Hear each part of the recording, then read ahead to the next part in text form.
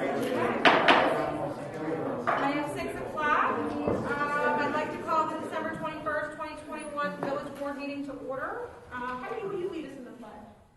I pledge allegiance to the flag of the United States of America and to the republic for which it stands, one nation, under God, indivisible, with liberty and justice for all. Thank you, Heidi. Allison, roll call, please. Trustee Bonnie? Here. Trustee Herron? Here. Trustee Lundy? Here. Trustee Shomas? Here. Trustee Walter? Here. Trustee White? Absent. President Cohen? Here. We have a quorum. We don't have anything under public hearings this evening. Under appointments and presentations, we have the Comprehensive Plan Steering Committee. Actually, we'll go to Brent just to run us through this for a minute before we go to discussion on it.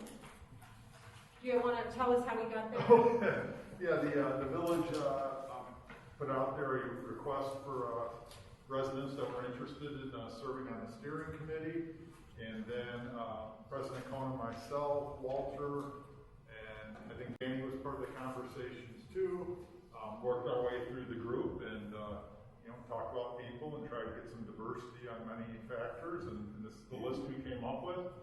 One of the things I will point out, early in the process, we had talked about specifically seeking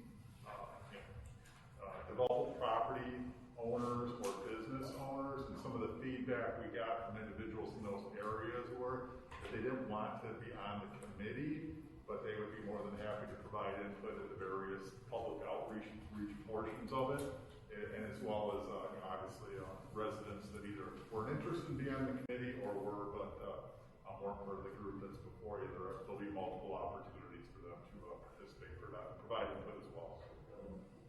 Do you all have any questions? I know in some of the discussions that have been happening, there was a goal to try to get as many people involved from as many different subdivisions. How's the makeup of that? And I don't mean who lives where, but how many people do we have from Hannaford, Mallard, you know what I mean? Yeah. Walter, I think it was pretty geographically diverse, I believe, but I can't remember exactly. I can tell you how we ended up where we ended up, if it helps. So and Allison maybe has the dates. There was a request for folks to put in their inquiry. We had 5 people get back to us, and with their basically it's not a resume, but basically their interest level and why they're interested. And they were pretty diverse in the community. There was a little bit of overlap, I would say, in Windsor Point. We only know their subdivision necessarily, so there was a little bit of an overlap there. But our feeling was they're all qualified, they all put in a timely fashion. We're going to accept these folks. And then there was another call after that. We have additional openings that are not filled. Allison put out an additional call for folks to respond, and they did. We had quite a few responses come in, which was good. Originally, we had laid out and said, well, if we can get somebody from the Prairie Glen, Dugan Woods area, if we can get someone from the Mallard Point, Rolling Oaks area, if we can get some from all the sections of the community, that's what we were really trying to accomplish. And so when the second push came out, we had a few folks that didn't make it by the deadline. So because we had kind of an overwhelming response, I would say, not overwhelming, I mean, there was maybe 10 to 15 somewhere in there, the second push. And that might have been some of even the 3 that missed the deadline. We had 3 folks that didn't make it by the deadline. So instead of combing through all of that, we just basically said, these folks unfortunately didn't make the deadline. Let's go through the ones that we have, because we have too many for the spots that we had available. And that's basically what we did. And so this is a good group, I think, that represents the overall community geographically. And based on their interest level, I can tell you, Chad Stewart, this is his second request to get involved. He was one of our trustee applications to fill the vacancy. So that's one in particular. But overall, I think that we came to a good consensus after speaking to some business owners that they really didn't want to be involved, like Brent said, and we really kept it on a residential base. Okay, thank you. You're welcome. Any other questions? Okay, can I get a approve the comprehensive steering committee as stated in the board report. So moved. Second. First out of trustee Heron and second out of trustee Walter. Roll call please, Allison. Trustee Heron. Aye. Trustee Walter. Aye. Trustee Bonnie. Aye. Trustee Lindy. Aye. Trustee Shomers. Aye. Excellent, motion passes, thank you. We have our airport report.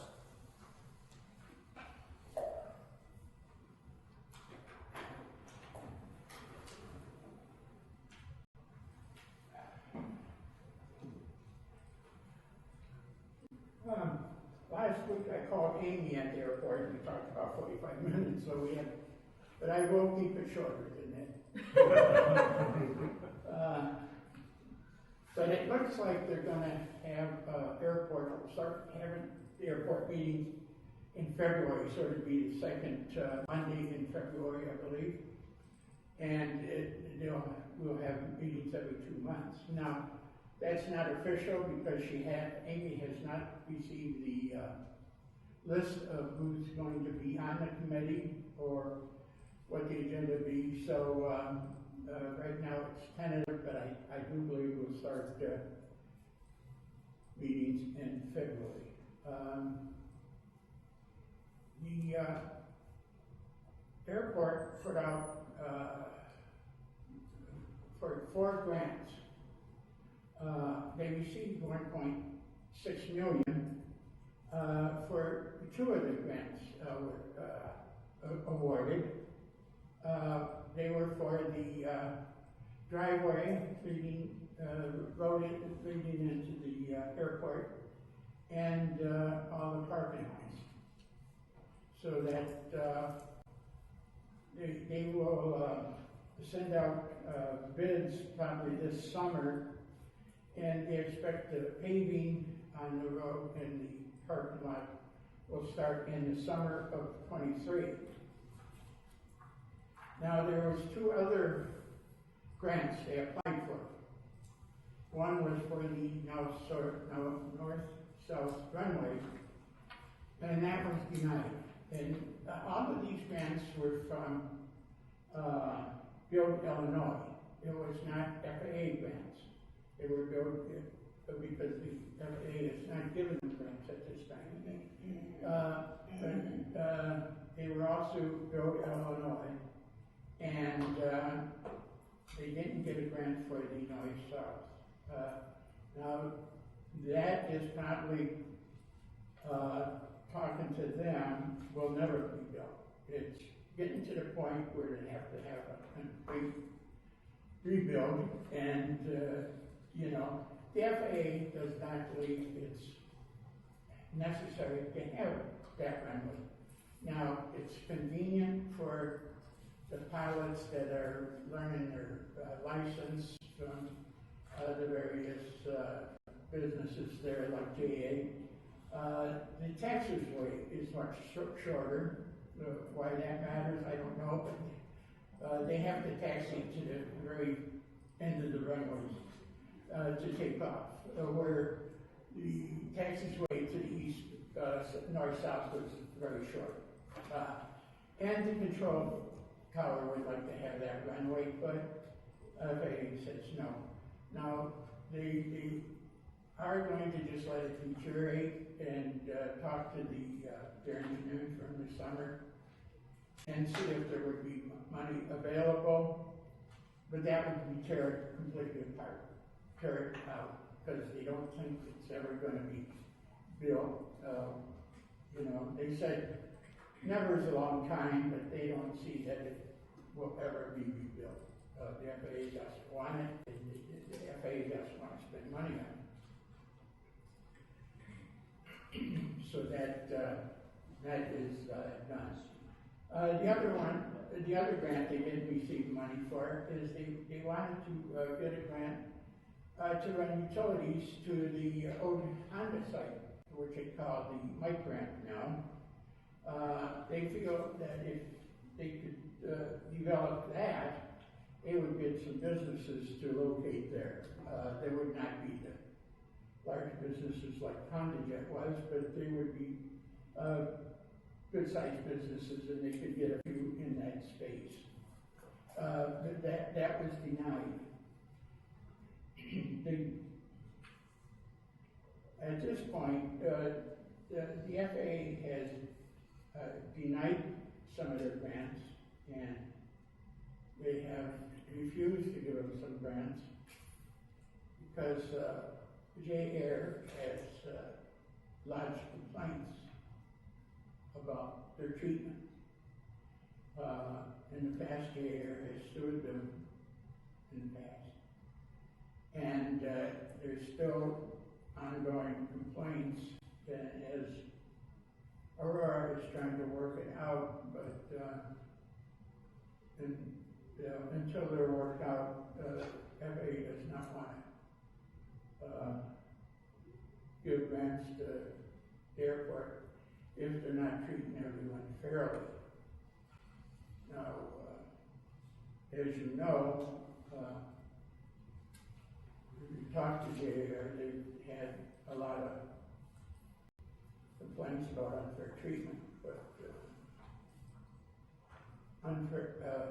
leaky fuel tanks, or one operation has to have an elevator and the other doesn't, really stretches it a bit of unfair treatment. Luminaire was there from the 1950s. They came over from where the airport was located on Lake Street, and they started there. I don't know. Luminaire was treated better, no doubt about it. Everybody liked them. They liked Ma Lumen. She was just a woman in her 80s that was there every day, and just everybody loved her. So we're getting pushed a lot of things for them to modernize over the years. They just maybe they felt they were grandfathered in or something. I don't know, but there was some unfair treatment. I think we're all admit to that, but I don't know that it was intentional or really deal breaker.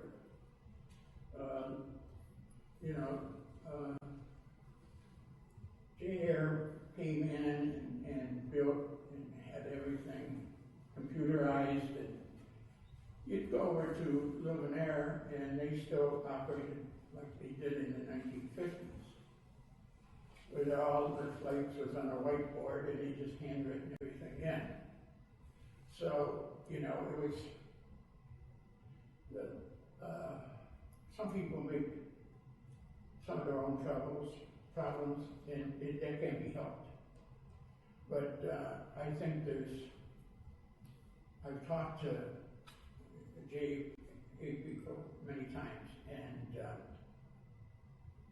we get along, they're nice, but we gotta sit down and find out what the real problems are, because there's some real problems, and elevators is not one of the problems. So to solve the problems that they have, you have to sit down and find out what the real problems are. And I have some ideas, but I'll leave that to another time. But it can be solved, and every problem has a solution. We just have to talk to them. And the other thing I'll say is the control tower is put in the FAA, and they've tried this for years, but they would like a new tower, a larger tower, and a taller tower, so they could have a better view of the runways and things like that. And they've been bugging the FAA for years to get that done, so I don't know if that's going to happen or not, but they would like to have a brand new tower built. That's it. You have any questions? Thank you, Joe. Does anybody have any questions for Joe? Anything to bring back, investigate for us? Not at this time. Thank you, Joe. Next up, we have public comment on items scheduled for action this evening. These are just for items scheduled for action, but because we only have 2 residents in the boardroom tonight, if you do want to address the board, you can. But right now, we have public comment for under action items this evening. Under consent agenda, we have approval of the minutes of the December 7th, 21 village board meeting, approval of the vouchers, approval of the treasurer's report, resolution, closed session minutes, an ordinance declaring surplus property, a resolution declaring a surplus in TIF 1 and TIF 2. And the public has left the boardroom, so I'm assuming we have no public comments at this time. So we will close that portion. Joe, unless you have a public comment on any of those action items. Thank you. Thank you. I think those folks are just here for the airport report. Yeah. They're not here for us. You're right, exactly, I guess. Would anybody like to remove any of the items would anybody like to discuss any items under consent agenda? Anything? Can I get a motion to approve the consent agenda as previously stated? As stated. Second. First out of trustee Shamus and a second out of trustee Heron. Roll call, Allison. Trustee Shamus? Aye. Trustee Heron? Aye. Trustee Lindy? Aye. Trustee Bonnie? Aye. Trustee Walter? Aye. Motion passes, thank you. Okay, we have nothing under general business this evening. And public comment on discussion items this evening. We have amending the Settlers Ridge Annexation Agreement, the Dugan Road area sanitary sewer extension feasibility final report, special event and mobile vending regulations, and anything in general that you would like to comment on. Yes, Mr. Wolf. Yes, I'd like to take this time to thank all of you for the time you're putting in to these meetings and the job you're doing for the village. It's greatly appreciated. I know it's not said often enough, but I'll take this time to say I appreciate it and thank you for the job you're doing. And I would like to say to each and every one of you, have a Merry Christmas and a Happy New Year. Thank you, Joe. Same to you. Thank you. Thanks, Joe. Okay, well, that should close up public comments this evening. Discussion, amending the Settlers Ridge Annexation Agreement. Brent? Actually, Walter. Are we going to Walter on this? Okay, we'll go to Walter is on here. Sorry, Walter. Thank you. No, that's fine. The purpose of placing this on the agenda tonight is just to give you a heads up. We have a public hearing scheduled on January 4th for the public hearing to amend the annexation agreement. And what we're doing is, the annexation agreement amendment that the board approved between the village and Coastal for land cap, which at the time was the investment owner of Settlers Ridge. One of the requirements of the annexation agreement was that the parties, the village and land cap, would develop land development regulations for the balance of the subdivision. And there was a time period in which that was to occur. The time period has come and gone, and also in the meantime, Coastal has divested itself of their interest in the undeveloped portions of Settlers Ridge. In conversations with the subsequent owners of the commercial property and the undeveloped portion of Settlers Ridge, the other owners as well as Landcap have come to the conclusion that that's all well and good, but we don't have any immediate plans to develop the property, so why develop regulations for something we don't know is going to happen? So, in light of that, we crafted an amendment that basically kicks the can down the road, so that when the owners of the property decide that they want to develop the property, they first have to come to the village and amend the annexation agreement and adopt the land development regulations for their respective properties that they own out there. So that's the purpose of the amendment, and it will be at the January 4th meeting. Okay. Any discussion? Seems pretty cut and dry on this one. We're kicking the can. All right. Hopefully that landowner wants to develop it sometime or sell that property. Did you have something? Yeah, I guess I'm looking at the map, which probably doesn't tell me a whole lot. How much property is left out there that the developer has that very Coastal, when they acquired the property during the Great Recession, they controlled everything north of Prairie Street. So anything that was undeveloped, as well as the vacant lots in Sutton's Ridge Unit 1, A and B, they controlled and owned all of that. And they sold off the commercial piece, which is the southwest corner of Gordon and Galena, and the undeveloped portion, which would be effectively everything between Unit 1A and 1B and the western limit of Sutton's Ridge, which would be the Richardson subdivision, Chelsea Meadows, Okay. All right, so it's quite a bit out there still. Yeah, they in the original entitlement, they have 669 lots yet to develop. Does the infrastructure run for that? Do we have water lines run through there at this point, or no? Did they stop at the end of the subdivision? They did. Okay. Yes, there's a gap. Okay. I don't know what some residents said to me. Oh, there's fire hydrants out there. And I'm like, well, There is a water main. there is. Next from the Well, their water main runs from their subdivision to the treatment plant. Obviously, they need to be connected to the treatment Right, plant. but it's not like they did. There's not fire hydrants throughout that whole section as if roads were going to go. Well, there are fire hydrants out there, obviously, and Just on that line. Just on that line. Different streets, man. I think someone saw it and thought, we're ready for someone to come in and they said, I don't think so. Plus, that's a farmer bought that land, so. Okay. Well, then we will wait. That's that. If you have a public meeting, a public hearing on the 4th, we will see it. That's it on the 4th? Will we see it back on the 4th? Yes. Right after public hearing. Okay, very good. Thank you, Walter. Next up, we have, where am I? Dugan Road. Area sanitary sewer extension feasibility final report. Should I say Tony, or are we just going right to Michelle on this? no, I can just brief introduction.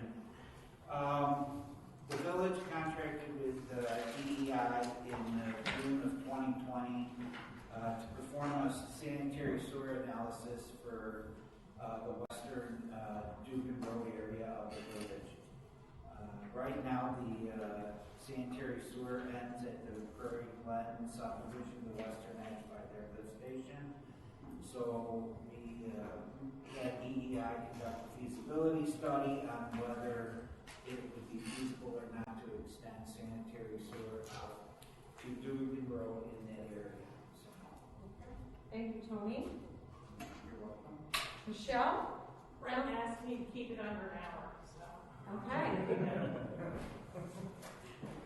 And so before I start, just real quick, so everybody's not confused, a few months back, we were also placed under contract for a wastewater master plan. This is different than the wastewater master plan. The wastewater master plan is focused on what do we have now, what's in our system, what's the condition of our lift stations, and gathering kind of a plan to move that forward. Basically drawing all the information out of Tony and Brad's heads and getting it on paper. This is specific to a study area and saying we have capacity in the sewer. So just making the distinction between the two studies. With that, we'll just run through, I'll try to be brief, purpose of the study and study area. Can we service it? Talk about some additional considerations. You might be able to serve it, but do you want to? And then just discuss some conclusions and next steps. So moving forward, let's talk about the purpose. So the area highlighted in blue there is area. And kind of refer to it as the Dugan Road corridor area, however you want to refer to it as. Much of it is in TIF, obviously not Dugan Woods. And that's what kind of began the study is, can we spur some growth there? With that, if you look at the system, this is their sanitary sewer system, all the blue and red and all those fun lines. So generally, if this study area were to go anywhere, it's logical. You see that point one where just put up the triangle, that's Prairie Glen Lift Station. So we would probably head over to there. And then there's a force main, the blue dotted line, that dumps into a 16-inch gravity sewer. And from that 16-inch gravity sewer, there's a little piece of 18-inch and ultimately a 20-inch main that goes up towards the creek. And then it's even a larger sewer up there that heads over to the lift station that's owned by Fox Metro. And from there, it heads down back south and goes to their Oswego plant through a litany of interceptor sewers and lift stations. So with that, that's the general where we're taking it to. Now, can we do it? Well, as engineers, we say you can do anything if you have enough money. So with that, this is a very iterative process. So you see the area highlighted now in the red hatch area, so it's blue with a red hatch. We quickly realized that due to elevations and then capacities downstream, we just removed that. So for purposes of this study, we are assuming that that's not included, that wouldn't be served. There's just too many challenges to it. So with that, we put together a plan to service the rest. Easy, draw some lines on the paper, we put some 8-inch sewers, some 14-inch sewers, some force mains. We check out, we get the calculations, and we can make it happen. So, and ultimately, you do need another lift station to service it, and it all connects on the east side. You can see is the Prairie Glen lift station. So you see the green in the middle has it has the proposed lift station in the middle there. So everything west of there is kind of gravity, and then to the east is a short piece of, or there's a long piece of force main basically to get over there. So all in all, when you add up all those improvements, it's over $5 million. If you add all those numbers up, it goes between 5.4 and 5.9 million. And that does not even include all the service lines. Those are each very, very unique. I'd say probably 10 to 20,000 for each service line, because you have your septic system that sits often in the back or on the side of the building, and you got to route it around. Sometimes you need plumbing changes, etc., to make that connection. So they're each unique. And then in addition to that, as part of this study, it wasn't included to do a detailed review of the Prairie Glen lift station and say what improvements were needed. But that's in the tune of hundreds of thousands of dollars each. Also, I think we got to this point and said the number's really big. So that's the takeaway. And left it, you hear the $5 million, it's probably over $6 million when you start adding in all the other stuff. So with that, we know you can't serve it, and we know it's a lot of money. So let's talk about some additional considerations to see if you want to serve it. So we said we basically looked at 3 key locations. We have capacity downstream. We looked at the Prairie Glen lift station, and associated with the Prairie Glen lift station is the force main. And then we looked at the 16-inch main, which is that dark blue main that leads over to point number 2. And then point 3 is hiding there, but it's basically that 20-inch yellow sewer there. So taking point 1, that's whole study area, going to your closest point is kind of what makes sense. However, we go to Fox Metro, and what do they have planned for this area? So Village knows where we want to send it. We can send it there. But Fox Metro, they own everything greater than 14 or 15 inches and greater in terms of sewer. So they own that 16-inch sewer. They own the 20-inch sewer. And where's this study area really supposed to go to? You see the little pink triangle, that's the Prairie Glen lift station, that's where we're trying to send it. And then it ultimately all flows over to what you see in the green, all those sewers in the green shaded area. We call those tributary areas. It's like, you know, the sewers are all flowing in the same direction and all go to the same sewer, so you can kind of add them all up. But as you can see, that whole study area is in the blue area or purple area, depending on how your site is. And with that, you can see the existing part of town is tributary, it's supposed to be tributary to the blue area, and the Prairie Glen, all that is supposed to be. The Prairie Glen lift station is a temporary lift station.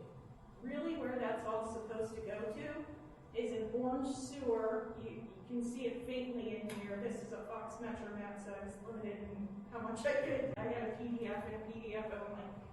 But you can see some orange sewers in the blue area. Those are all proposed. They don't exist. So there's no way we can get them there. It's tens of millions of dollars. You know, it's significant dollars to build those sewers, and there's a lift station, a regional lift station, which is multi-million dollars that would have to be constructed in order to get it down to the treatment facility. So that really kind of goes, capacity-wise, you're not supposed to be going to the east. You're not supposed to be putting it in a 16-inch or 20-inch. If you go to Fox Metro and try to get your permit, if you have capacity in the sewer, you can put it there. But what that means is you're giving the capacity up possibly for another area that's in the green. Or you have to reduce your density in the green to fit that. So you kind of limit what you can do in that green area by putting some of those flows from the blue area over to the east. Any questions so far? So moving along, we first took a look at point one, which is the Prairie Glen lift station and the associated force main. And with that design flow, let's take the lift station. Design flow was about 4,150 population equivalent. It's just a term we use. Think of it as people. Lack of better words, we equate everything to people, whether it's business or residential. But the estimated flow with the study area would it would go up to about 5,500 PD or population equivalent. So you don't have immediate capacity, but that's probably easy enough to build on. You know, talking in the hundreds of thousands of dollars, it's reasonable. It's not where you often have a bigger issue with lift stations is when they start connecting to the force main. Because now that force main runs all the way through town, and it becomes quite cumbersome to try to put in a larger one. You know, so you try to avoid that at all costs. But actually, the force main capacity was okay here. We didn't have an issue. So then we said, great, we can get past the Prairie Glen lift station. We can make that happen. Let's look at point two, which is really the 16-inch, that heavy dark blue line there. And with that, one of the reasons why we didn't finish this, we've done some of this work and had a study in 2020 is when it started. We basically made assumptions from reports and different letters from Deutschler, etc. One of the reasons why we had the gap was we went back to Fox Metro and they were kind enough to work with us, and they actually did some flow monitoring to say our assumptions that we were using, are they in check, which was nice, and that's why the delay in kind of producing the final report, because you can only do that during certain times of year, etc.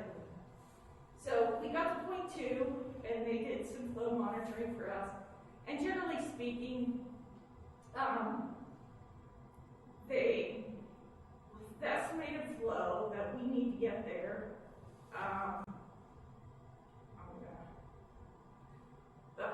so they basically, when they do these flow reports, they say how much capacity are you taking up, and how much capacity do you have, which is based on the size of the sewer and your slope of your sewer.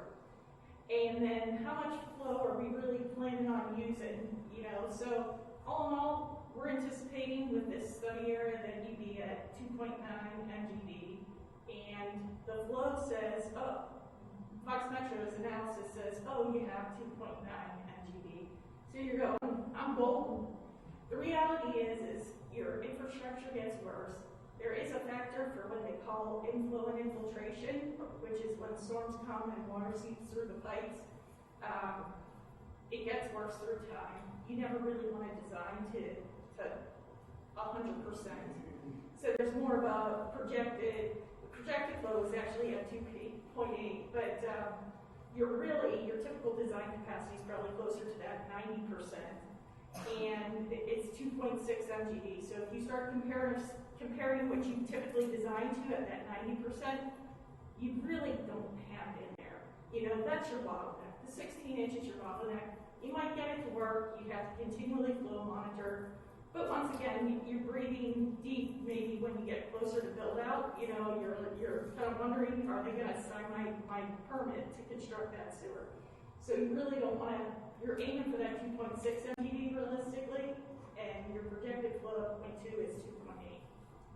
So with that, we went to 0.3, and Fox Metro did they got the same flow, but they analyzed the capacity at 0.3, and they basically said, yeah, it's a bigger pipe, you got more capacity, you can go up to 4.25 MGD or million gallons per day. So you have some more flexibility, but once again, it's, you know, there's additional area that's going to go there too. So the 16 inch, I think the key takeaway here is the 16 inch is your bottleneck, and trying to avoid and minimize what flow's gone through that 16 inch. The 0.1 and 0.3 don't matter as much. So with that,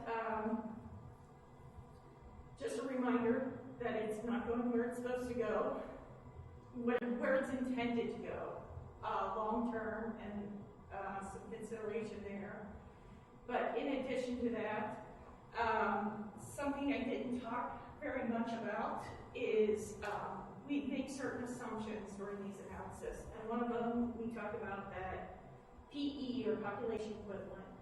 One of the key things is density. So we assume 8 population equivalents per acre. That's what Fox Metro designs their whole area to. So we kind of generally designs, because there are some places up north that are only 6. But that's generally what they do. So that's what we did with this analysis.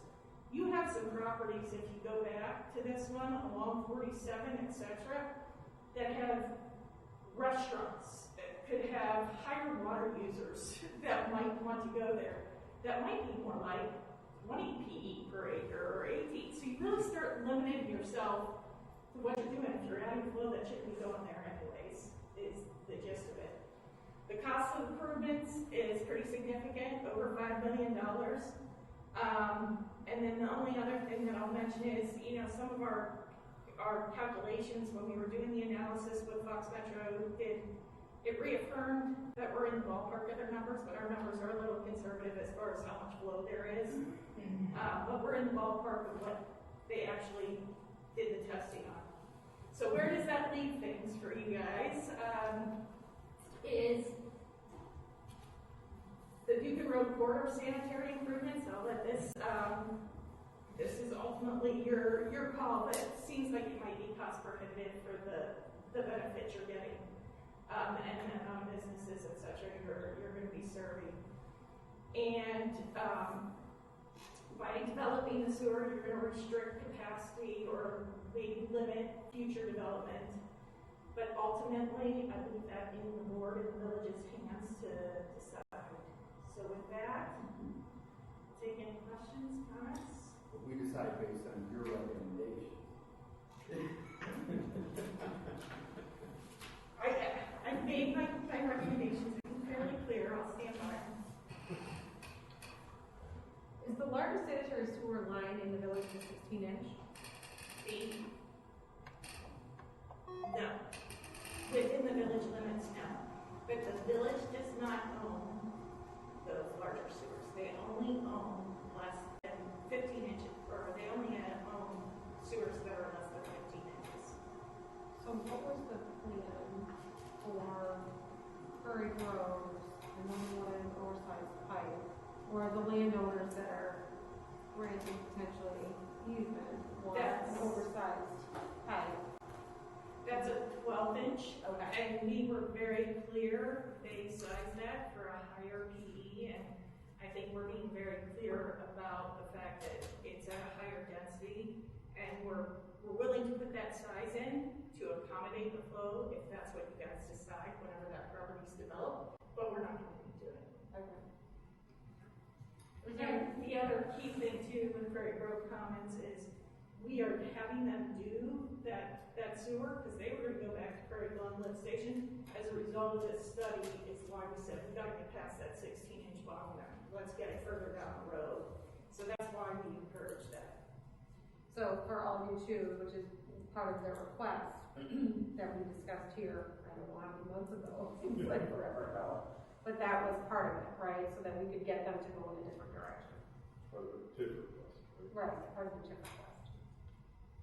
If I can add just a couple of things. One, the recommendation that Michelle made, she's not standing alone. We've talked about it many times at the staff level. I think everybody on staff, and Michelle and others at EBI, we're all on the same page, I think.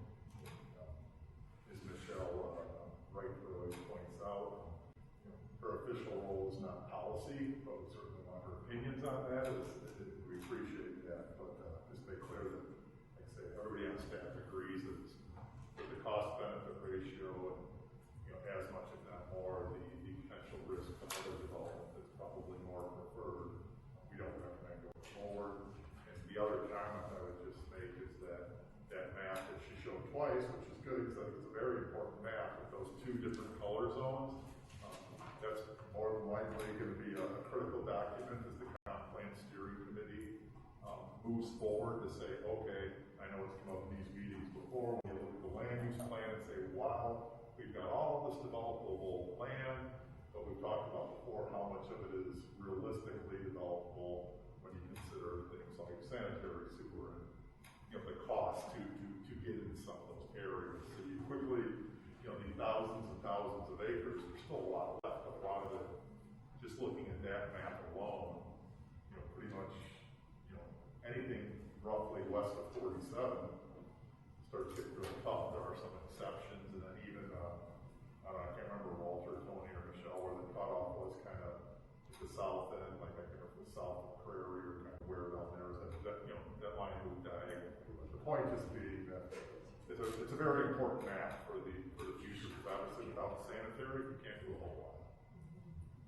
So if we want to get sewer out there, you got to find another way. Well, they know the way, but it's tens of millions of dollars, and I can't remember how big is that sewer that's supposed to extend over? I think at the end, it might be like 40-some inches at the bottom of it. It's significant area. And the key there is you have to build from the south to the north. Otherwise, the person at the top or at the north is paying for that whole sewer that extends all the way down. That's right. That's right. So how do you force development to go from south to north? And where it stops right now is somewhere east of Gordon, is that? Correct. Yeah, I mean, the interceptor is, yes. The interceptor itself is basically at the comment lines in Jericho, out there by the Stewart Sports Complex. So that's where the connection to the interceptor would be for that whole western area. So yes, it's hard to imagine how far in the future that's going to be before. Yeah, exactly. But that's my point. There ain't enough capacity in that pipe as it stands now, unless we put a bigger pipe in there, which it doesn't make any sense. At least that's what I'm hearing. Yeah. Are there any other questions for Michelle while we have her? Thank you for it's helpful, and I'm sure we'll still have questions, as I feel like I constantly do about every parcel of land that we talk about, and where it's going. It'll lead to more questions. But Just the other comment we talked about, multiple times at the staff level was, we don't know what it might be, but it did demonstrate that if some use came along in that Dugan Road area that was so critical for the community, you could service. Right. You would be giving up some other things. Again, it's possible, the cost. Like I say, if something came along, hard to imagine what it is, and you said, wow, this is so great for the community, you might be willing to do it. So it's not a hard no, kind of a justification. Yeah. Well, I think the biggest thing too is we're talking, that's, you know, to me, we're talking about businesses versus the very first thing that was taken off the table was Duganwood subdivision. So as far as residential is concerned, it doesn't look like that's even in our scope of plan. Yeah, I mean, once again, you could do it, but it's another lift station, and we just thought about the financial feasibility of that, which is probably not there. To do the sewer and without a TIF or anything else would be pretty challenging. But the study numbers that you did not, it was correct to understand, it didn't have any of Duganwoods in there. This was all based on, you know, 30 West and those pockets that you showed. Correct. Taking that property and taking it. Right, it would take a couple more $1 million because it would require another lift station and all that, so several more million, if not $3-4 million to connect the Duganwood subdivision after you build this whole system. Okay. And lighting, anyone have anything to add at this time or questions? Tony, do you have anything to add? No, just concur with Brent and Michelle that staff came all to the same conclusion, that it doesn't make financial sense at this time due to the costs. I think the study was obviously very worthwhile in light of the comp plan moving forward. It's a vital component of all of that, so point well taken. And as we talk about the true potential, it'll be interesting how that land use map changes based on what we're truly able to do, you know. So, thank you, Michelle. Thank you, Tony. You're welcome. Can I add one more thing? Of course you can. I'm sorry, but I just, as you think about that comp plan too, with the sewers taking density and what we think could go there is also critical, and could limit things as well. Yeah. So, for another day, but Yes. I'm like, to me, I start always wondering, and we haven't talked about how the whole village flows and what the capacity is for new development at the interchange and all of that. So, like I said, for another day, but very, very interesting. I think that's where it all comes down to, is where's the priority, right? Where's Right. the demand that's gonna be developed first? Why would we want, you know, and theoretically, we dump $5 million into this if everyone's, you know, if all the market is driving everything in the north side of town. If indeed that's the case, it doesn't make a lot of sense. This capacity that you're talking about, Michelle, here on these lift stations, how does that work while we're talking about it, for the tollway? For the property at the interchange, is that all coming down this way or is that going somewhere else? That goes to a different sewer. I will tell you, portion of the area north of 88 is at a lesser density, that's 6 PE, and we've done some counts way back when, and I'd have to revisit those. But it goes to a different sewer. It's in this area. So those lines would ultimately have to be changed out? They ultimately go to the same lift station along Blackberry Creek, but it's a total different line that goes there. They don't intermix. Okay, There's a Wabansie interceptor okay. that probably 10 plus years ago, Wabansie eliminated their wastewater treatment plant and worked with Fox Metro to put an interceptor in, and then Fox Metro extended it north past Wabansie through the Forest Preserve to Merrill Road. So that interceptor is at Merrill, just north of Wabansie there, just to the west of Hannaford Farm. So actually, phase 2 of Hannaford Farm connects it to that Wabansie interceptor. Was there a study done at some point when Crown was in front of the village with capacity into that interceptor? It's opening a very large can of worms. From memory, I don't think we ever got this detailed as this one. I don't believe. Maybe we did. I can tell you that the Fox Metro, first of all, they're connecting right into Fox Metro sewer. There's no village sewer, so it's totally on Fox Metro. And they're saying there was capacity in there.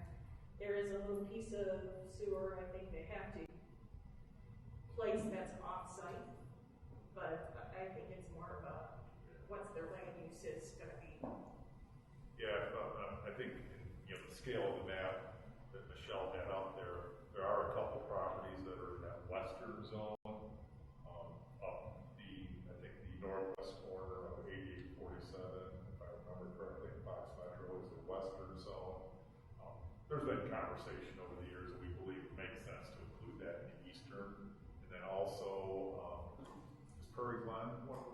somewhere, not Prairie Hill, Prairie Grove Commons or some portion around there, I'm trying to remember.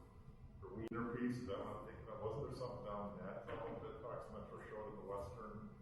Yeah, the Wheatner piece goes to Prairie Glen Lift Station and through that whole part of the system. Prairie Grove is the new piece that we should. No, I thought Wiener and Fox Metro's map, well, just It does. Prairie Glen is supposed to go to this new thing for the west that's not gonna exist. Oh, I see. So when we talk to Fox Metro, we'd have to say, hey, we wanna run it through the Prairie Glen lift station as planned.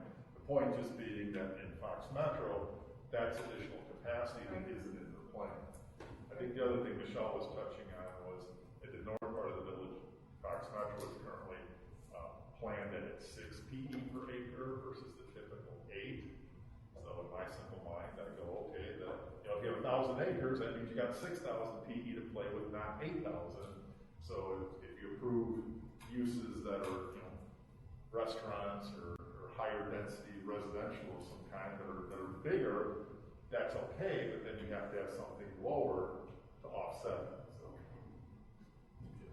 and you do get to a point where, yes, you might be able to, there, I don't even know, I don't think, yeah, if it was a case of there was a 12-inch pipe here and it needed to be 14 and it was a short run, maybe that's economically feasible, but I don't think the case up there is one where I think you'd be running a lot bigger pipe for a lot further distance to try to significantly change the PE at all. I think, because that Wabansi interceptor is not that old, and that's a big interceptor. It's unrealistic to think you're going to replace that.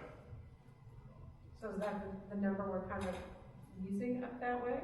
Well, I think the 6 PE per acre is what we have to work with until, if something's proposed, then you would start getting into updated flow monitoring, this, that, and find out what the actual is versus the theoretical or design.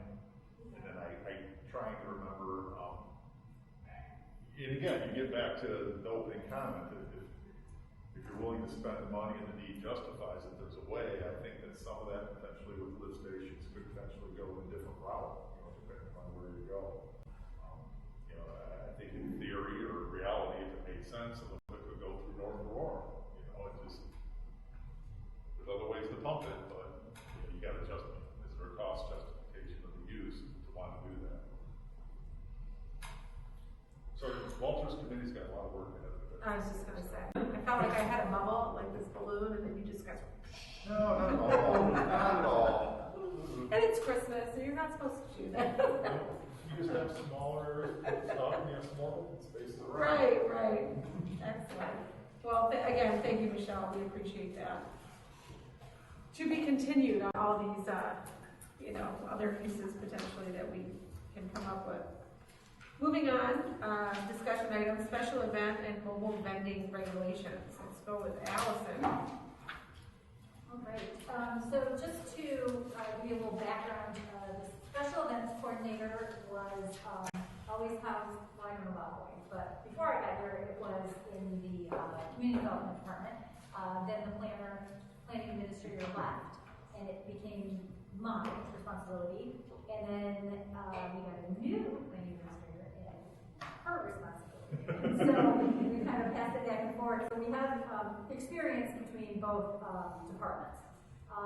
And what we discovered this summer was a lot of interest in food trucks, and our special events ordinance wasn't quite designed to address some of those issues. So Danny and I worked through both the mobile vending ordinance and also the special events ordinance to try to address some of the concerns that have come up, to make it a little easier for her to administrate, for people to follow, and just to streamline it a bit. I will put the caveat that we understand we have not solved all problems, and that every year new things are going to pop up. But what we have tried to build in here is some discretion for the coordinator to so that she can kind of solve some of those issues on the fly and be more responsive. The first thing that we really wanted to do was distinguish between a food truck and a mobile vendor. So your mobile vendor would be like an ice cream truck. That requires a police background check. There are more hoops that you have to jump through because of who you're dealing with, basically children. A food truck is more like what we have here. Comes in, one event, leaves. A little bit different. We didn't feel like we needed quite the background that was checks that were required. So we really wanted to clean up and redefine, or more clearly define, mobile vending as your ice cream truck that kind of toodles along through town. So that's most of everything that got changed in the mobile vending part of the code. What we changed in the special events, really we looked at the classifications. There are currently, I should say, 3 classifications: low, medium, and high impact. So your low impact would be like a parade or something, or if it was just on a sidewalk, whatever it may be. Your high impact would be like a corn boil. The classifications determined in the past, we don't currently have fees, but in the past it would determine what a fee you would pay to have your application submitted and reviewed, and then it would determine how much insurance that you needed to have. It gets very cumbersome because there are some low impact events that require a lot of staff review, and there are some higher impact events that are cut and dry and are not. So we wanted to make sure that we were reflecting kind of our effort level and looked at other municipalities, and we decided to just go with a flat fee. So there's a flat fee and there's a flat certificate of insurance requirement, but we could charge you more for insurance if it was necessary, and also if there were external fees, if we had to get a consultant to review something, some plan you had submitted, then we would want to charge those fees back. So we did allow, again, that discretion to capture some of those costs and go a bit above and beyond, but the flat fee and the flat certificate of insurance kind of cleans that up. The next thing we did is try to tighten the timelines for submittals. It often happens that people get an idea and they want to do something this weekend. We have had, block parties. Coming in on Thursday for our Saturday block party, which is great, and we do try to accommodate that. Chief is great with getting that, but we want that to be the exception, and we want to set those timelines. And again, we gave Danny the discretion that if you don't submit it in time for us to review it, we can deny it. So we wanted to clean up those timelines because they can be a lot. Some of these applications can be a lot of work. Some of them are just, we're having a bike ride that happens to go through your roads. We don't even see those people. That's not a big deal. But there are some of them that get a little bit more detailed. There was a wedding, there was having food trucks, there was having road closures. Clearly, they had already planned their wedding before they asked for the application. So, we were kind of behind the 8 ball. We want to just make sure we clean that up so, the application comes first and get the plan. The next part is, I think that was the basic things. Also, we tried to clean up the definitions. There were some things in there that you don't really need a special event application for, so we kind of cross those out, tighten that out again. And what we plan to do, should you approve it when it comes back, hopefully the next agenda, is have publicity roll out, let people know what the timelines are, let people know what to expect, so that we can kind of get ahead of it and have a good year with people getting their applications. The one thing I wanted to add is within the discretion, it does have the event coordinator can waive the fee too if it's a very routine small event, kind of like or for whatever reason. So it's $50. We have to spend more on outside consultants. That could go up, but we can also waive the fee as well. So there's a $50 per instance application fee. Right. But then what I read was there's a $250, I'm guessing, is that like a contractor's fee for the year? There's a fee for And a license application fee? Yeah. What page was that? Sorry. For food vendor, I'm sorry. It reads as if you pay $250, it's like buying a season ticket, right? You pay $250 and then $50 for each event you want to host. If there's going to be 3 of them, then it's $50.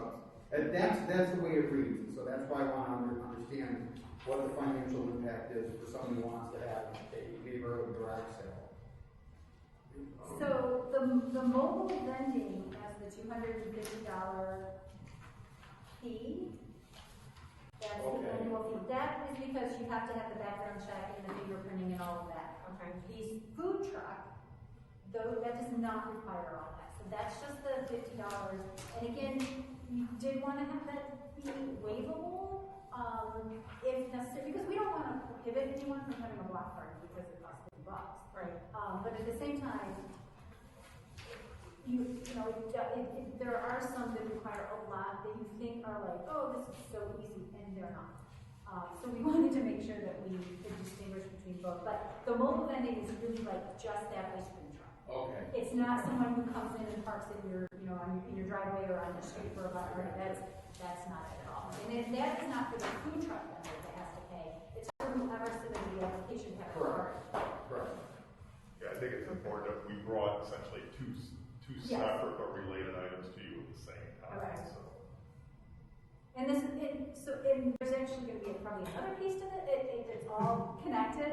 Once you start digging into it, I think I described it as an onion, and it makes me cry. Really, there's so many layers. So But you gotta start somewhere. Yes. I think you're standardizing on the notification notice. It looks like it's 45 days. You reserve the right to deny if it's, within the 45-day window. Okay. I think the point is that it would behoove us, if we're gonna roll this out, to make sure we communicate it, widely communicate it to the community. Right, because we want people, right? Yes. We want that within 45 days to be an exception, not, Yes. The generalities. You're talking about weddings. I mean, people know they're going to be doing garage sales. If there's going to be a community garage sale or a neighborhood garage sale, more than 45 days ahead of time, right? Those are just some of the goofy examples I'm thinking of. So I would think we would want to encourage that. But before you go and post it on your own Facebook page, Right. you at least let us know if we got to provide some additional police oversight or public works, street closures or whatever it may be. Yes, and what you see in other communities is that they'll have a brochure or a website that we will set up that's more conducive to ours, and we'll have that information and walk you through here's what you do. And so we have a lot of examples of how to publicize this to get the word out. Because we do want, and that was actually what started this. I think is we needed to publicize the difference between food and food truck. I think that's how we got started, and then we became like, wait a minute. It's kind of so, yeah. So it is the end goal is to get the word out and have it be a smooth process forever. Sounds like it's cleaner. I think you're getting rid of the 3 different categories that were a little ambiguous as far as what's a low, medium, and high, and that sort of stuff, or small, medium, large. What are those shirt sizes we're in there? I think one of our senators said recently, if I can't explain it, I don't know what I can do for it. Whether you agree with that one or not, but it's kind of like, wait, what are these 3 different events and how do we figure out which ones they fall in? I think the hard part too is just what you said, Mike. It's really, sometimes the community isn't aware of what they need to do, and then they're made aware of what they need to do, and by that time they're behind, which causes a bottleneck for staff, which is why there is a fee, because there hasn't been a fee.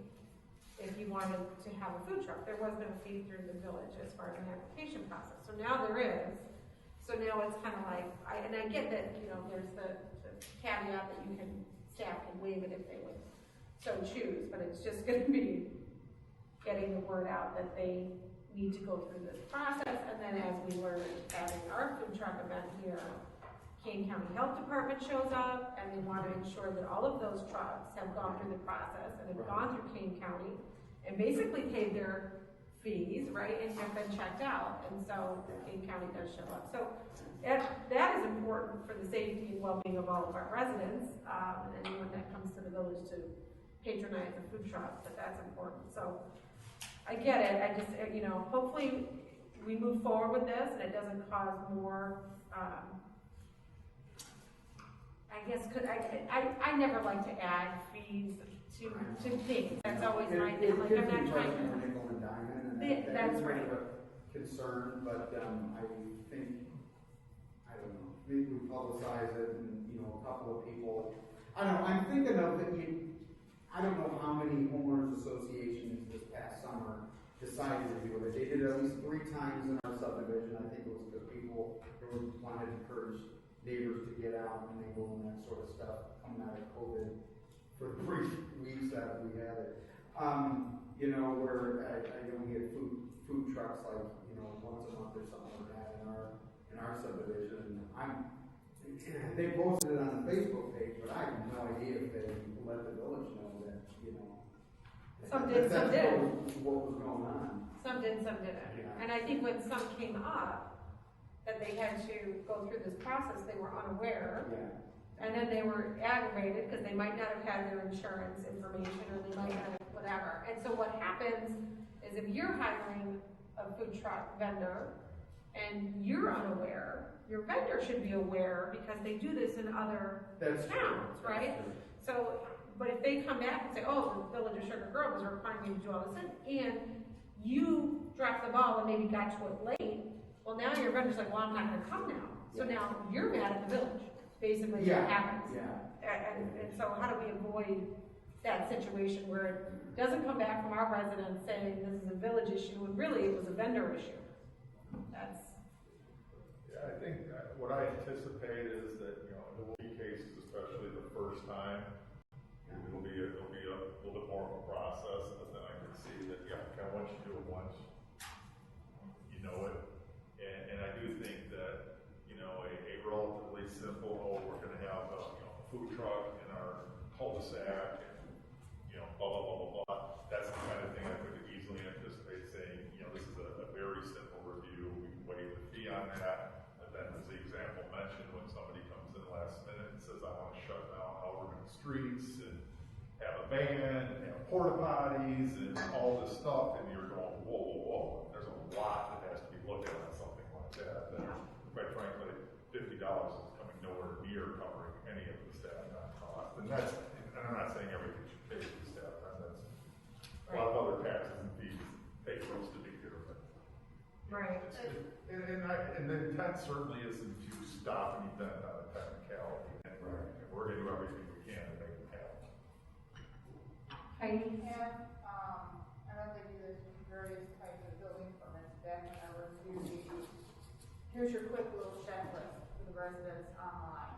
You want a food truck, and then it has, okay, you're, you know, because we do that for, you know, various simple things, pool, and, you know, that, and, you know. We actually do have one that we'll update based on this, put it back in, but like we'll advertise it, there. So we'll reach out to the extent that we have the homeowners association contacts, we will reach out to them and work, you know, early spring to get the early winter to get the word out. But yeah, and again, we're not trying to stop anybody, we're just trying to clarify what we need and make it a little easier so we don't always sit there and say, well, what do we need, you know, what are we waiting for, what do we need? Well, this is probably something we could put in with the memo that goes with the water bill, once every other month or whenever, you know, that. I just have a checklist are very helpful, they simplify everything. We have a very thorough application too, and it's actually all in there, and it'll be updated, I don't know, but if you don't get it in advance, then you don't walk through everything. I mean, it talks about electrification, it talks about electricity, it talks about all of the stuff that you would have to think about when you walk through the application. Just make it a little more consistent with what's done in other municipalities. I'm sorry? Is this now a little more consistent with what's done in other municipalities? Everyone's different. This, you know, everyone is kind of a unicorn for this, but the advertising would make it more consistent. It really is. Now that I'm thinking back, because it's been a while. They're all a hot mess. They are very different between, you know, some have the categories, some don't charge. They're all over the place. Okay. Well, does anybody else have anything they'd like to address? I know it's a large. I apologize. I tried to give you a clean copy. The copy was. Yeah, I got to the point where I'm like, I can't look at the red line anymore. Yeah. You know, I'm just gonna read the clean copy and see if it makes sense to me. I don't care what kind of the current quote in my mind Right. says. Right. It was, yeah. Yeah, there's a limit to how much red line before you say it's not worth looking at. Right. So if you don't have any additional discussion, we'll have them go ahead and move it ahead to the next, meeting under general business, and hopefully Jamie will be back at that time. I certainly would like him, and I'll ask him to read through it. He always has a good eye for some of this as an attorney, so. And as, We love that. as I also said, we highly doubt this is going to be the last time you see it, except for by the end of next year, some new event or twist is going to come up where you go, oh, never thought about that. Maybe Yeah. tweak something. So it And might become a regular annual item, who knows? We appreciate it, Allison. We know that we don't know half of what staff deals with, right? And it's really, and Danny, you know, she was very involved in this and prepares to run all the questions and stuff, and is really a great coordinator for this project. Oh, good. Okay. Sounds good. We'll see that next meeting. Reports, staff reports. Brent. I just have Merry Christmas, Happy Holidays, whatever you're celebrating over the next 2 weeks. I hope you enjoy it. I hope everybody stays safe and healthy. You know, we'll formally see you in January, the next board meeting next year. Thank you. Made it 2021 almost, right? Yeah. Man. Nothing really. The update on the census on Sundown, we did receive funds from the state, and they did include the new population growth. So, even though they certified it, we were all skeptical to see if they would actually do it, and it did. They did. But it was lower, the population number was lower than what we anticipated, but we were conservative in budgeting. So how is that gonna shake out, I guess, is my question. I won't see much. So we budgeted at 9,888, which was the CMAP update. That's what they gave us. Came in at 9,270, but we also only budgeted for 3 months of actual new census numbers. So since we got it in December, we'll actually get 5 months. So it won't be too much of a difference. And also that those are the numbers that are up this year anyways. Right. So. Okay. Does anyone have any questions for Matt? Thank you, Matt. Walter. I'll just echo what Brent said. Yeah. Merry Christmas, Happy Holidays. See you in January. Thank you. Thank you. Any questions for Walter? Okay. Chief. The Board of Police Commissioners met on December 15th. At that meeting, they were advised that we're still moving forward with the initial officer eligibility list. We had 18 candidates pass the written exam, so they established January 13th, 14th, and 15th, Thursday, Friday, and Saturday as interview days, or interview nights and Saturday, to try to keep the process moving forward.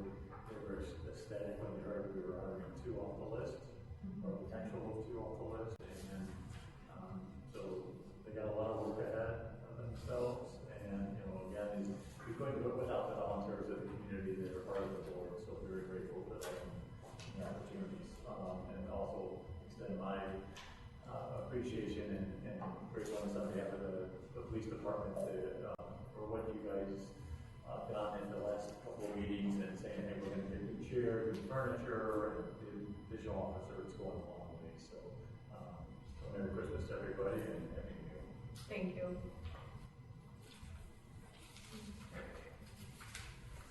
Tony. I'd just like to mention that the village holiday party for staff was hosted at Public Works, and I thought it worked out very well. And to say thank you to the board for having the party. Thank you. It turned out very, very well. It was very nice, and And your truck still smells like roast beef. no, Brad was an angel. I was just gonna mop it up, but Brad, they took my liner out of the back of my car that I had roast beef juice in, and he closed it all out for me, which was greatly appreciated. But it was a very nice event. Did she bring up his portable decontaminator? Yeah. We should have done that. I was worried it was gonna smell, but it was fine. It was fine. Thank you. Trustee Showman.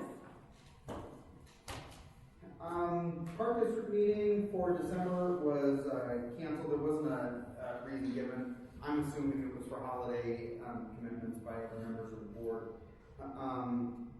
So nothing necessarily to discuss there. The Forest Preserve Commission met on December 14th. I wasn't able to attend. I had another meeting at my kid's school, but I did look at the agenda, and the items included resolutions for approving engineering for the trail signage and bridge project at Leroy Oaks Forest Preserve, approving revisions to the mission statement, purchasing a 50-acre vacant residential parcel adjacent to Big Rock Forest Preserve in Big Rock Township, and an ordinance amending the general use ordinance to allow for certain electric bicycles in some of the trails. The Convention Bureau, we had our meeting December 9th at Gray's Mill in Montgomery.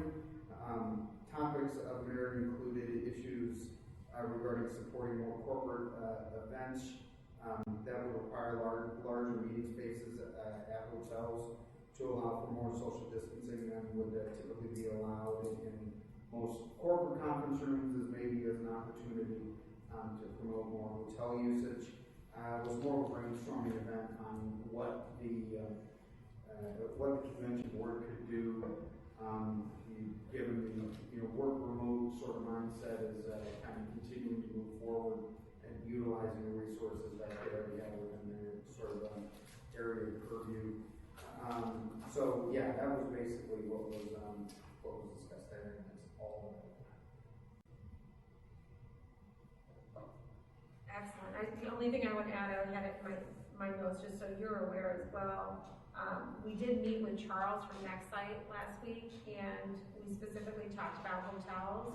And we asked Charles, I think Walter, you shared Court's information, so we asked Charles to contact Court for any data that would help him in, hopefully promoting Sugar Grove as a location. So, for sure. And thank you for all your work and attending all those meetings. And here's fingers crossed that we get to a point where, we're paying, For sure.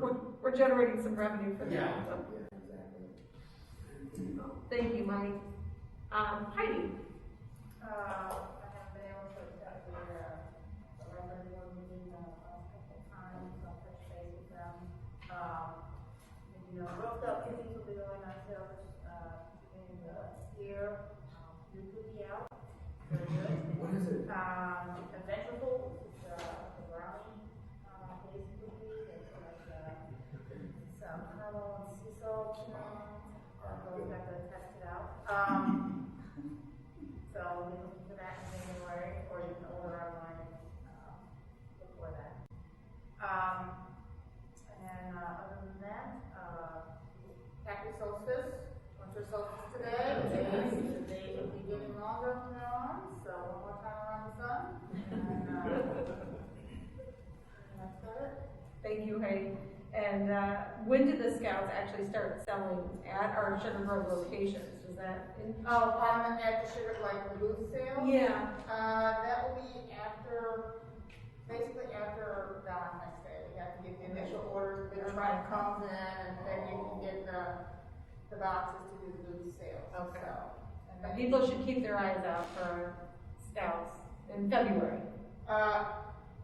They'll start selling like the first week of January. I can get you the exact dates, but that's when we're allowed to start selling door to door. Okay. With the cars, they can do the online sales. It's already started. And then the booth sales where they have them outside the stores, or once all the cookies come in, the general a little bit after Valentine's Day. Excellent. Well, we encourage everyone to support our local Scouts. So good luck to your troop in your cookie sale. Trustee Heron. And daisies. I've got a daisy. Oh, yes. Right. So we're selling cookies now too. Welcome aboard. Enjoying the call. Merry Christmas, Happy New Year.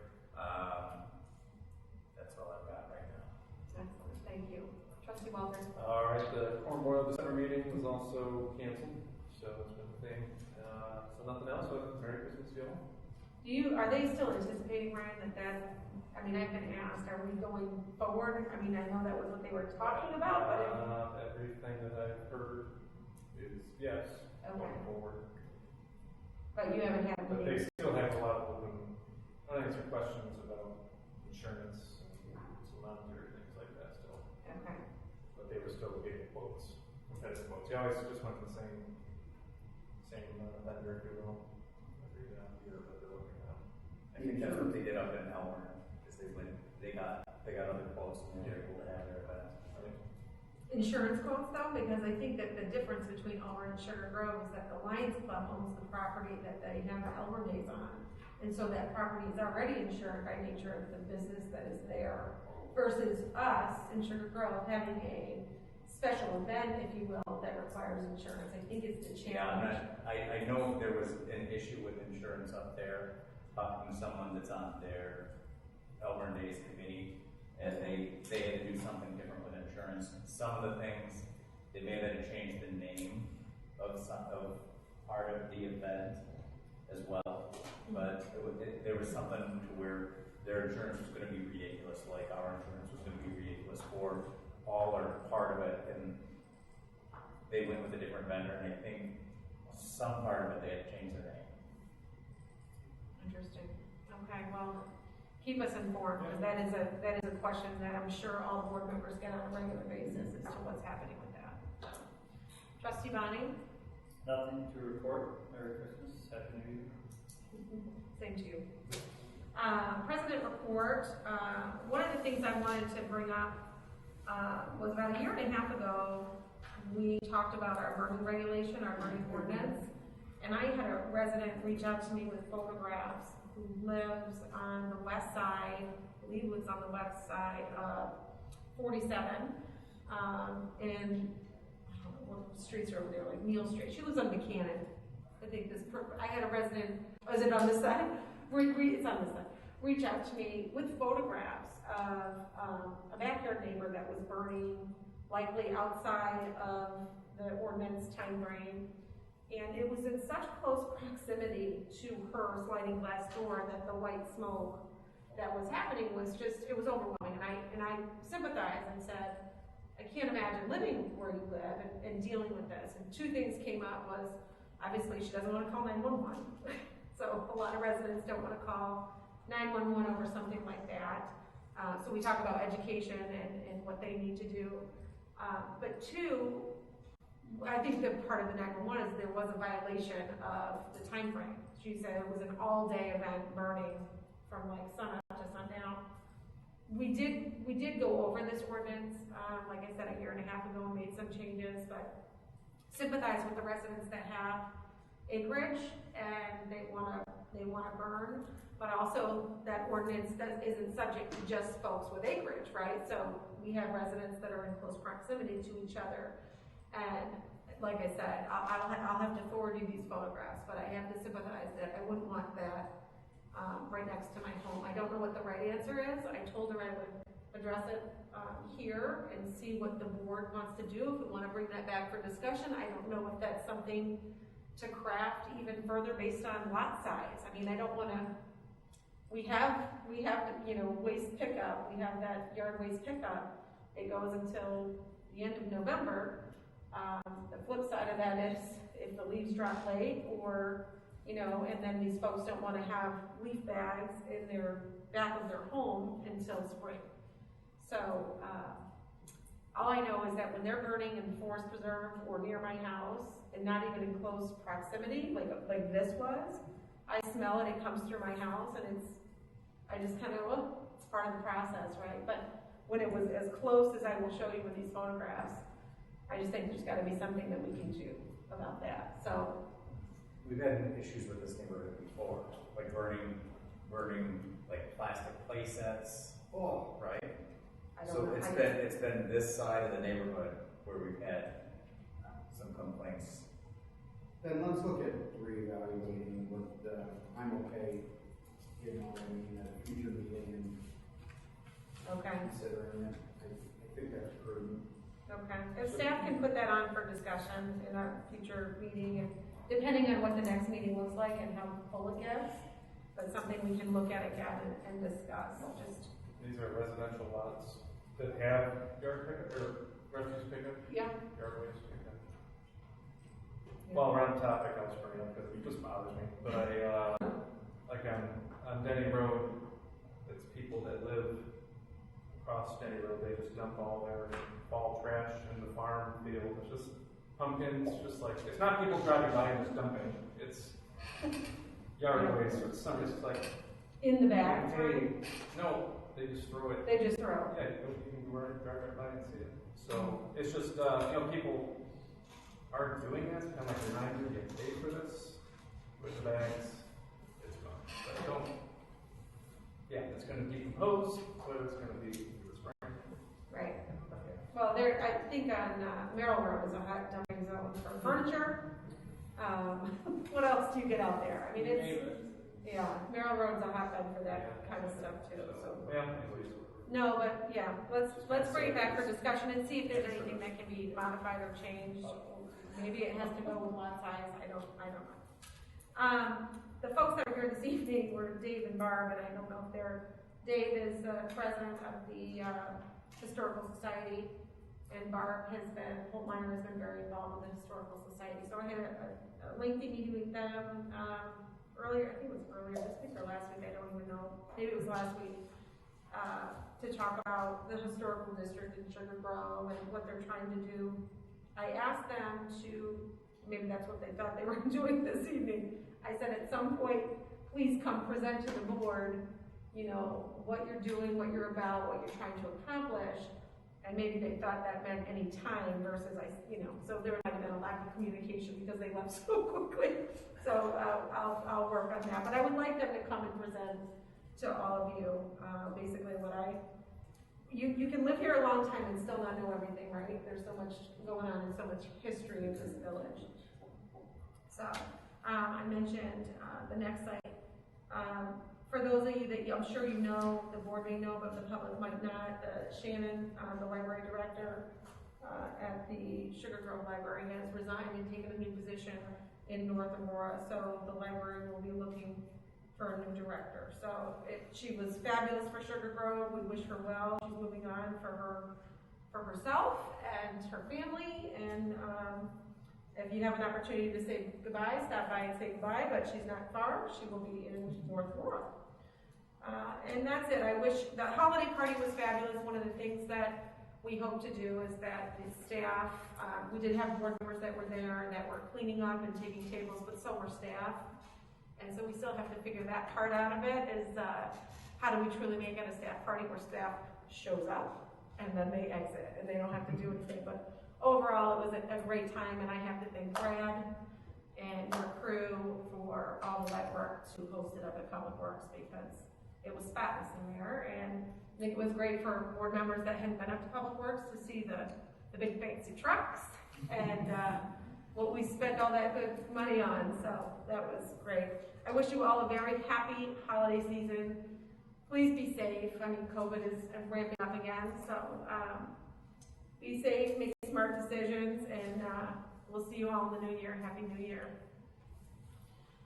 With that being said, we do have a need to go into closed session this evening. So can I get a motion to move to closed session per the exception to the Open Meetings Act to discuss land acquisition and land disposition, and then we will adjourn from there. So moved. Second. I got a first out of Trustee Heron and a second out of Trustee Shomas. Roll call, please. Trustee Heron? Aye. Trustee Shomas? Aye. Trustee Walter? Aye. Trustee Lindy? Aye. Trustee Vaughn? Aye. Motion passes. Thank you. For all